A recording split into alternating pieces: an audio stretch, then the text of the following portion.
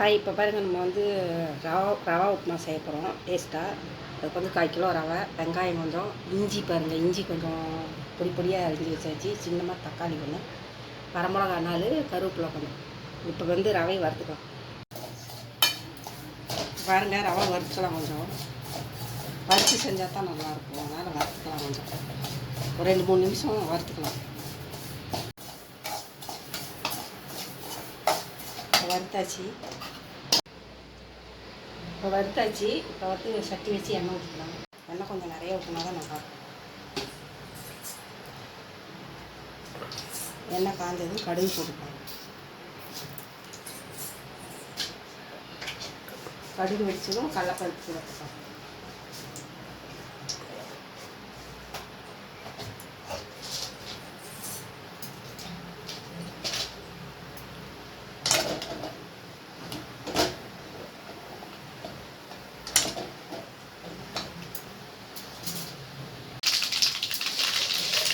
கடுகு வெடிச்சது கடலைப்பருப்பு,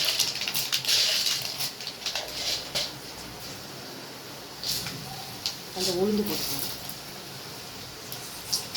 செவப்பு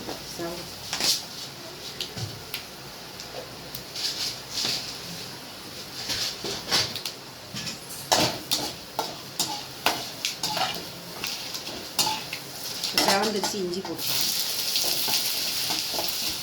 வெங்காயம், கருவேப்பிலை எல்லாம் போட்டு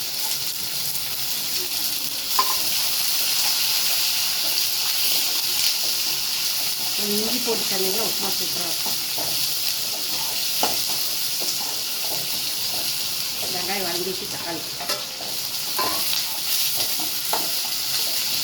உப்பு கொஞ்சம் போட்டுக்கலாம். உப்பு அதுக்கு எவ்வளோ தனியாக இருக்கும்.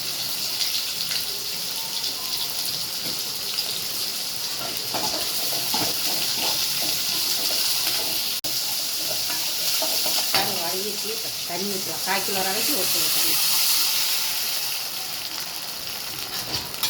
10 நிமிஷம் கூட ஆகாது, சீக்கிரமாக செஞ்சிடலாம். தண்ணி கொதிச்சது ரவை வறுத்த ரவையை கொட்டி கலரிட்டு பாருங்கள். தண்ணி கொதிக்குது, ரவையை கொட்டி கலரிட்டோம்.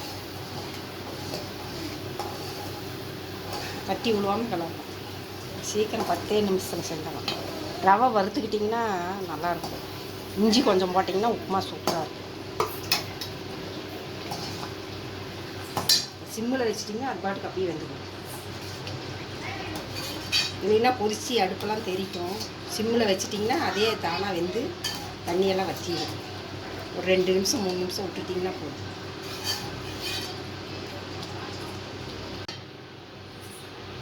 பாருங்கள், உப்புமா வந்து நல்லா ரெடி ஆயிடுச்சு. நல்லா வெந்து வந்துருச்சு. சிம்மில் வச்சிட்டிங்கன்னா அது 2 நிமிஷத்துலேயே அது அப்படியே தண்ணியெல்லாம் சுண்டி இந்த மாதிரி கெட்டியாயிடும். கொஞ்சம் எண்ணெய் நிறையா ஊற்றினா தான் உப்புமா தான் நல்லா. அப்போ தான் சாப்பிட்றதுக்கு டேஸ்ட்டாக இருக்கும். இல்லைன்னா அது களி மாதிரி நல்லாவே இருக்காது, டேஸ்ட் நல்லா இருக்காது. கொஞ்சம் எண்ணெய் தாராளமாக ஊற்றிக்கலாம்.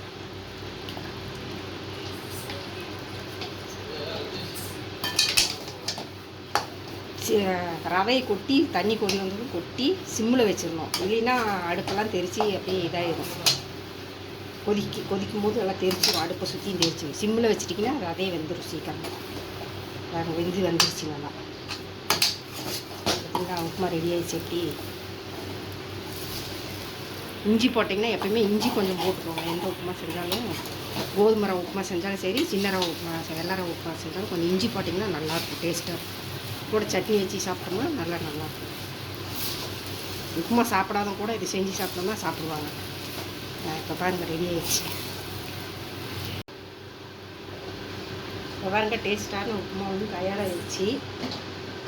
இந்த மாதிரி நீங்களும் செஞ்சு பாருங்கள். எப்படி இருக்குன்னு செஞ்சு பார்த்துட்டு சப்ஸ்கிரைப் பண்ணுங்கள், லைக் பண்ணுங்கள்.